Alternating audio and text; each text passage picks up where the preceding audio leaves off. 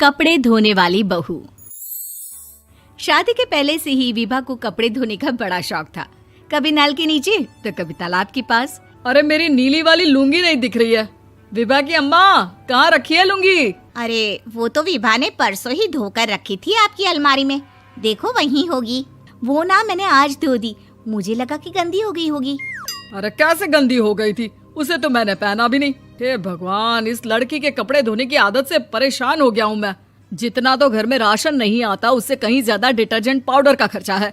इसकी शादी करवा दो, शादी जाए अपने घर में ही करे काम, फिर चाहे घर के कपड़े धोने हो या पूरे गांव के।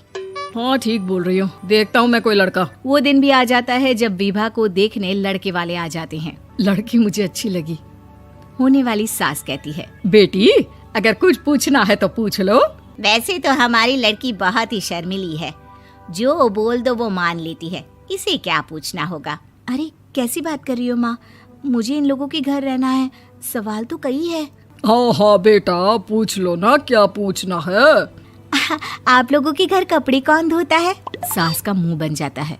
देखो, अगर तुम ये कहना चाहती हो कि तुम्हें कपड़े धोने नहीं आते तो सुन लो, कपड़े मैं ही धोती हूँ, लेकिन तुम्हारे आ जाने के बाद मैं रुमाल तक नहीं धोऊंगी। अरे चुप रहना भाग्यवान, बहू बेचारी घर आई नहीं, उसे डराना शुरू कर दिया। वो क्या है ना बिटिया, अभी तक तो ये कल्लू की माँ ही धोती थी, लेकिन अब तुम्हारे पापा तो दहेज में वॉशिंग मशीन देंगे ही।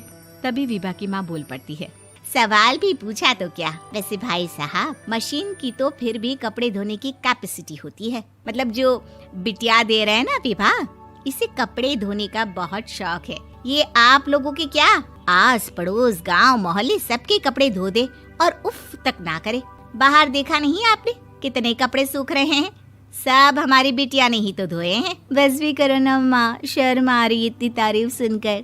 और तो और एक दाग निकाल कर दिखाओ तो मान जाओ। हाँ अच्छा, माफ करना बेटा, मैंने गलत समझा।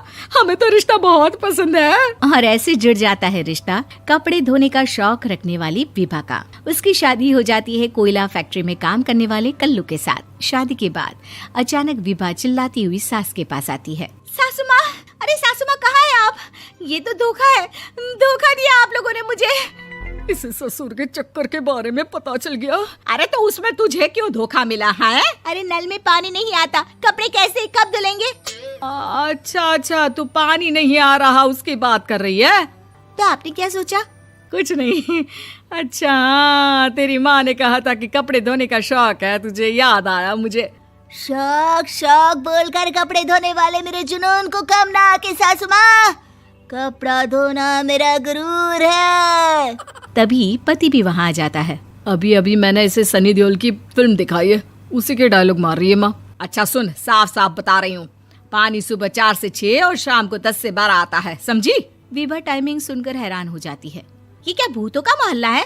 सुबह 4 बजे उठकर कौन कपड़े धोता है? 4 बजे टंकी में पानी जाता है, फिर सारा दिन धोना ना, किसने मना किया? अरे कैसी बात कर रही हैं? 200 लीटर की टंकी में कितने कपड़े धो लूंगी मैं? सुबह ही उठ जाऊंगी मैं। अब क्या था, विभा सुबह 4 से लेकर रात के 12 बजे तक कपड़े ही धोती रहती। एक रोज सास पड़ोस से निकलकर कहीं जा रही होती है कि साथ वाली कहती है, हाँ कल्लू की माँ, जरा ये बताओ कि 2 साड़ी है, 2 ब्लाउज और एक पेटीकोट और एक नाड़े वाला लंबा कच्छा। हाँ तो? अरे तो क्या, कितना लोगी धुलाई ये बताओ। धोबन दिख रहे हैं हम क्या? हमारे पति सरकारी नौकरी से अभी रिटायर हुए हैं और बेटा सुपरवाइजर है कोयला फैक्ट्री में। धोबन समझ रखा है हमें? हाय रे कल्लू की अम्मा, माफ कर दो, वो तो मोहल्ले में यही सब बता रहे थे कि तुमने बहू को कपड़ा धुलवाने के काम में लगा दिया है। सास को पड़ोसन की बात सुनकर गुस्सा आ जाता है। वो घर पहुंचती है जहां घर के बाहर ही इतने सारे कपड़े सूख रहे होते हैं जितने कि किसी धोबन के घर पर। अरे ओ कल्लू की दुल्हन, बाहर निकल।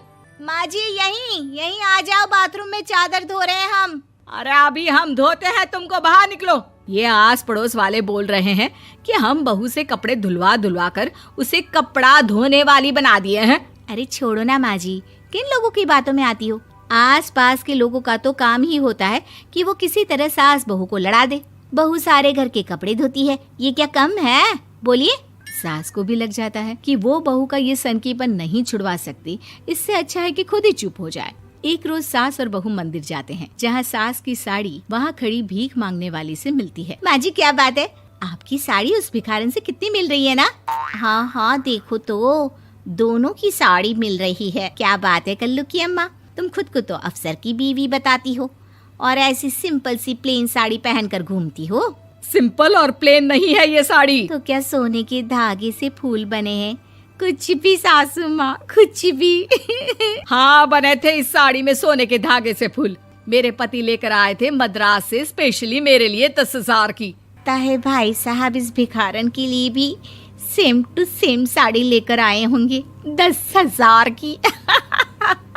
सास उस वक्त तो कुछ नहीं कहती, लेकिन बहू के साथ घर आती है और अलमारी से एल्बम निकाल कर लाती है। ये साड़ी देख रही है, ये वही साड़ी है जिसे मैंने अभी पहना था। इस साड़ी में ये जो चमकदार फूल दिख रहे हैं ना, ये सोने के धागों से काढ़े गए हैं। लेकिन तू लोकल वॉशिंग मशीन ब्रश से घिस घिस कर सारे फूलों को निकाल कर साड़ी प्लेन कर दी। मुझे माफ कर दीजिए सासू माँ। और तो और, जब मैंने तुझे तेरी गलती के लिए कुछ नहीं कहा, लेकिन तूने तो सबके सामने मेरा मजाक ही बना दिया। क्यों? बहू को समझ में आ जाता है कि अब से उसका कपड़े धोना बंद।